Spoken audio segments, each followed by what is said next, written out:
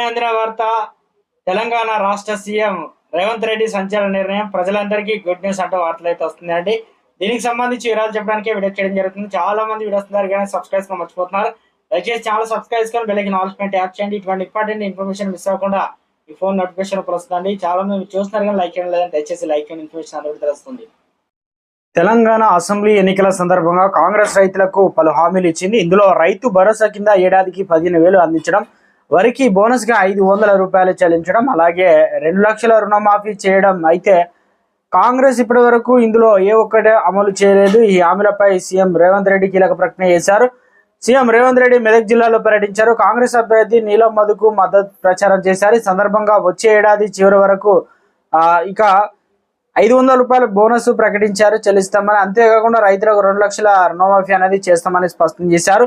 August 15 లోపు రైతులకు రుణమాఫీ చేస్తామని హామీ ఇచ్చారు. 2 లక్షల రుణమాఫీ ఏక మొత్తంలో చేరున్నారు. అయితే ఇంత డబ్బు ప్రభుత్వం వద్ద లేదు. దీంతో కార్పొరేషన్ ఏర్పాటు చేయాలని ప్రభుత్వం భావిస్తుంది. ఆ దిశగా చర్యలు కూడా చేపట్టింది. కార్పొరేషన్ కు బ్యాంకు నుంచి రుణాలు తీసుకొని వచ్చి ఆ రైతు రుణమాఫీ చేయాలని యోచిస్తుంది. ఇందుకోసం బ్యాంకర్లతో చర్చలు కూడా జరుపుతుంది. బ్యాంకుల నుంచి తీసుకొచ్చినటువంటి అప్పులకు ప్రభుత్వం నెల నెల తిరిగి చెల్లించనుంది.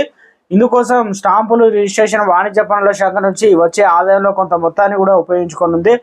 రాష్ట్రంలో రైతులకు తీసుకున్నటువంటి దాదాపు 30 లక్షల మంది ఉన్నట్లు కూడా తెలుస్తుంది. ఇందులో 30,000 రూపాయలు తీసుకున్నారు. ఇక 2 లక్షల వరకు తీసుకున్న వారు ఉన్నారు. అంతకంటే ఎక్కువ కూడా తీసుకున్న వారు ఉన్నారు. అయితే ప్రభుత్వం 2 లక్షల వరకు రుణమాఫీ చేయనుంది. రుణమాఫీ కోసం ప్రభుత్వానికి 3 కోట్లు 32 కోట్ల రూపాయలు అవసరమయ్యే అవకాశాలు అయితే ఉంది. ఈ మొత్తానికి బ్యాంకుల నుంచి రుణాల రూపంలో తీసుకోవాలని భావిస్తుందట. అందుకు కార్పొరేషన్ ఏర్పాటు చేసే దిశగా సన్నద్ధాలు కూడా చేస్తుంది.